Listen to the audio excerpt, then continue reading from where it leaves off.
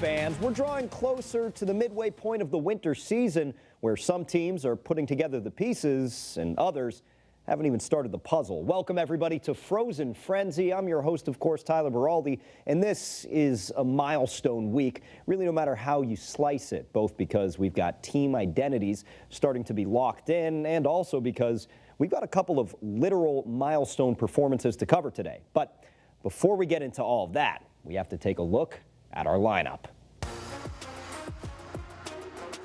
All right, starting off, we've got some major matchups and highlights on the hardwood before we end up putting the show on ice to top it all off. And I mean that literally with some hockey. Next, we're hearing from our athletes of the week. And you heard me right on that one, our first ever co-athletes of the week. We've got two Pope Francis girls hockey players who are just absolutely lighting it up on the ice for the Cardinals on both offense and defense. Then we're heading over to the coach's corner, where today we're chatting with Westfield boys hockey coach and hearing from the mind behind the Bombers' success throughout this entire season. And then finally, it's everybody's favorite, the Frozen Five, top 5 plays from around the region to round out our show today. Now, of course, we've got to start off with our game recaps, and there were just tons of matchups on the hardwood and in the rink for this week. We're going to start this show at the top of the boys basketball division, though, with Pope Francis hosting Chicopee Comp. And the Colts weren't exactly off to the races in this one. They only scored 7 in the first quarter, while the Cardinals poured a 17-0 run on top of that drought. Sam Brigham leading Pope Francis with 27 points in the contest, 12 more than his next highest teammate with Jackson Edwards, who was able to secure 15. Into the fourth now, Comp finally turn on the gas, and they start cooking, cutting the lead all the way down to 6 at one point at least, and that was led by Jacob Haney, 17, and the Kleps brothers both recording double-digit points, but still, it's Pope who hang on to their lead until the final buzzer, with the Cardinals taking over the Colts for a 64-53 win, staying perfect in Western Mass play. Now we've got the 4-3 Hampshire Regional boys hosting 2-3 Smith Voke, and folks, this is a big one. Smith Voke senior Dominic Sanchez enters the arena approaching a major milestone, just 21 points away from 1,000 career points heading into this game. It's an achievement that hasn't been accomplished at Smith in nearly 20 years. However, it was Hampshire's Vince Carr who ends up stealing the show here, leading all scorers on both teams with 26 points, followed by teammate Braylon Jarrett, who dropped 19. Dominic Sanchez, meanwhile, would still lead the Vikings, but he would lead them with 18, just one 3-ball short of getting his 1,000th point. Folks, Josh Cole, meanwhile, ends up scoring 11. They did head down to Mohawk Regional on Friday night, though, where even though we weren't able to get our crews down for the contest, Sanchez was able to secure his 1,000th point. So we've got a big congratulations to Dominic. But here in Western Mass, it's Hampshire who come out on top, 71-59 over Smith Voke. Now we've got two 2-4 boys basketball teams squaring off in Northampton, with the Ware Indians paying a visit to the Blue Devils. And those Devils, after dropping the last 3 games, are looking to stop the streak, while Ware, meanwhile, are 2-1 in their last 3. And it's the first time that these squads have been face-to-face in a long time, within this one, Northampton's Braden Nichols-Staples driving the Devils with 10 points on his own, followed by Mason Tate with 8 and Henry Callan with 7. Ware's Jack Gaudreau ended up sitting on top of the box score overall, though, with 17. But as you could probably tell from these top scorers, not ever eclipsing 17, it really was the defenses here who were putting on for their towns. Northampton wins a nail-biter, 41-39 over Ware. Blue Devils hosting 5-2 Amherst next, while Ware hosts 5-2 Commerce.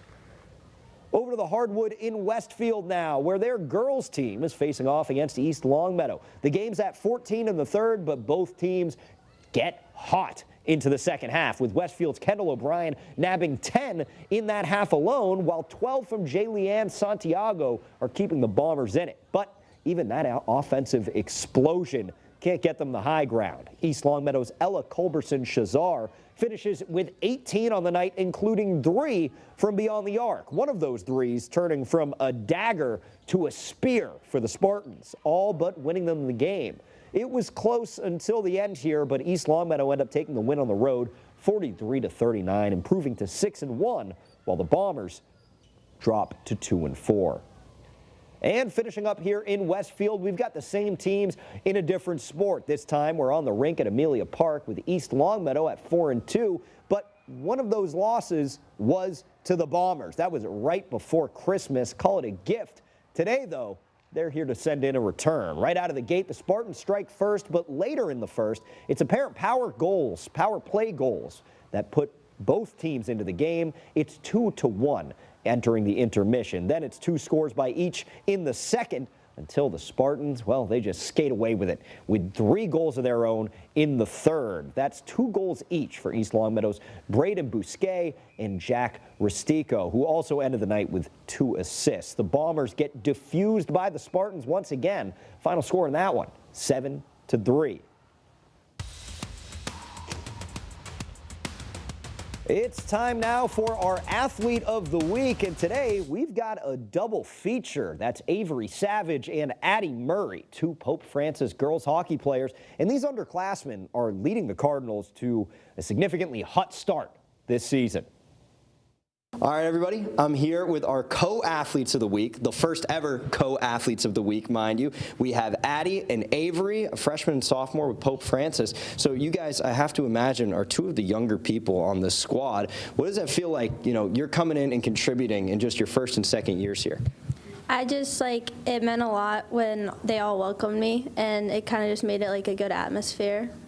That made me play good, so. Yeah, that works. Yeah, they're also welcoming, which makes it so much better to play with them. Yeah, so it seems like teamwork, community is kind of a big thing for you guys, making sure you're making an impact when you have those older players helping you out. So when you think back for whether it's this season or even last season for you, Avery, what have been, some of your favorite moments that come to mind when you recall, whether it's with your teammates or on the ice? I like going out to eat with them before practice and just talking. There we go. You can't beat that, going out to eat. Yeah, or when we win in the bus rides home when we blast music. Yeah. Or volleyball before practice. Oh, there we go. All right, so now I got 2 questions here. These are usually my fast break questions at the end, but you mentioned pregame meals, you mentioned the music. What's the meal looking like? Like, what's your order, and then what are we hearing on the bus? I eat 2 cake pops before a game, and then I always have a fun drink. Yeah. All right. Music? Yeah.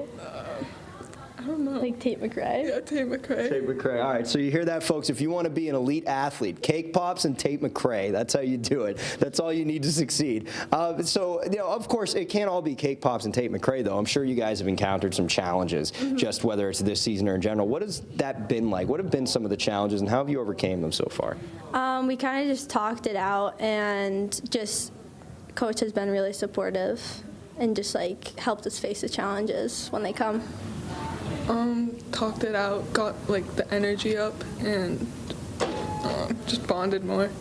Absolutely. So now, of course, you 2 play 2 very different positions: right wing for Addie, goalie for Avery. What have been some of your favorite parts of playing these positions? I mean, again, you guys have only been playing high school sports for a year or 2. So what have been your favorite things on the ice?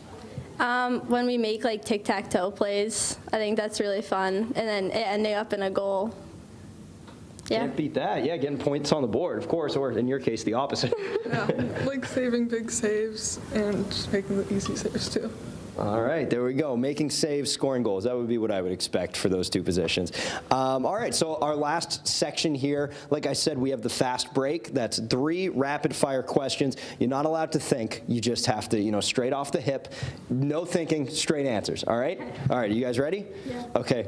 First question, I guess you guys are both, one of you is going to get a second advantage, but that's fine. All right, first question, favorite song on your playlist right now? That Way by Tate McRae. That Way by Tate McRae. Same. Same. All right. I'll let it slide. All right, favorite athlete of all time? Gretzky. Gretzky, good pick. Zuka. Tuca? Even better pick. That's a way better pick, Avery. Sorry. All right, and our final question here. You mentioned that your pregame meal are cake pops, but what is your number one meal? If you had to pick one, you could only eat one thing for the rest of your life. Ice cream. Ice cream. Pasta. Ice cream and pasta. Very nutritious here at Pope Francis Girls Hockey. Coach loves that. All right, well, thanks so much, guys. Congratulations on your Athlete of the Week. You guys earned it. And Tyler, back to you in the studio. Thank you, Tyler. And how can you not love Addie and Avery? Now, if you know a special player who's making an impact both on and off the court, you can scan that QR code on your screen right now to nominate your Athlete of the Week, and they could be featured right here on Frozen Frenzy. All right, folks, you all see that animation on your screen. That means it's now time for Coach's Corner, where this week we have Westfield boys hockey coach Dom Puntillo. Dom, how are you doing?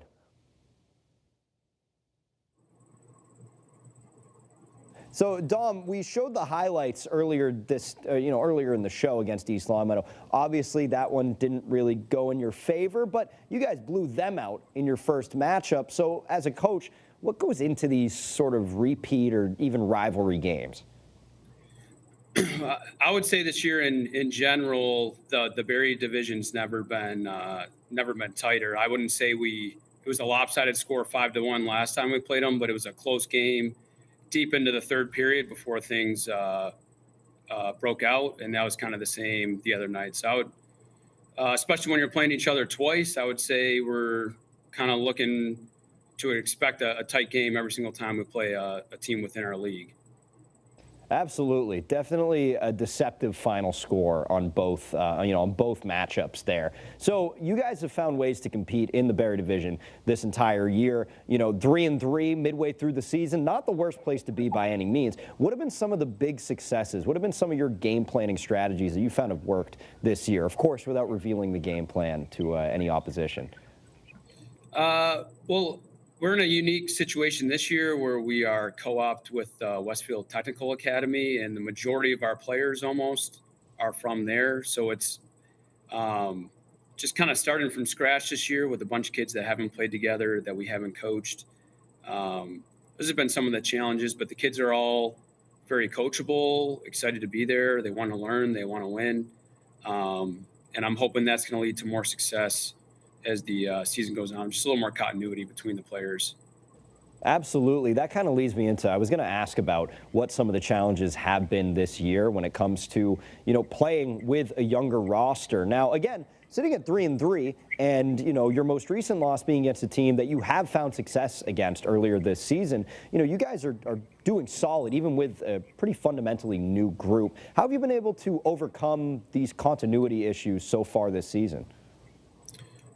Well, I think it's always about the kids, right? And it's if the kids come to the rink with the right mentality that they're trying to just get better that day, and they're honest with their own game and their assessment of what they need to improve on or what they're doing well, and you kind of just build on those different areas. I think every kid gets a little better, and then playing within the team structure, hopefully the team does a little better too.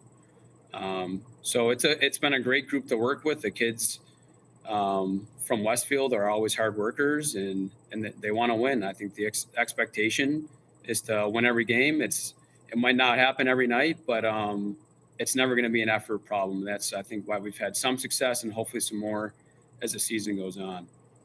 Absolutely, 100%. Now, speaking of the players here, be remiss if I didn't mention, you have Joe Mafia on your squad, who right now, as of this recording, is the second highest scoring player in all of Massachusetts, not just in Western Mass, not just in this region. What has it been like to have a player like that in your locker room this year?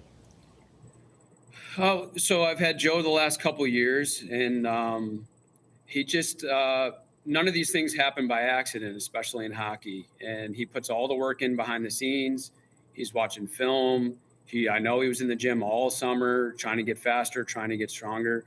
It's been great. And I think he's a case of a kid that can move on and play some good college hockey in the future, and maybe blaze a trail for specifically kids in Westfield that can stay local, play for their home high school, continue to develop over a 3 or 4 year period, and then play on in college. It's not easy to play in college these days, but Joe's a fantastic player that makes his teammates better. He's a great teammate.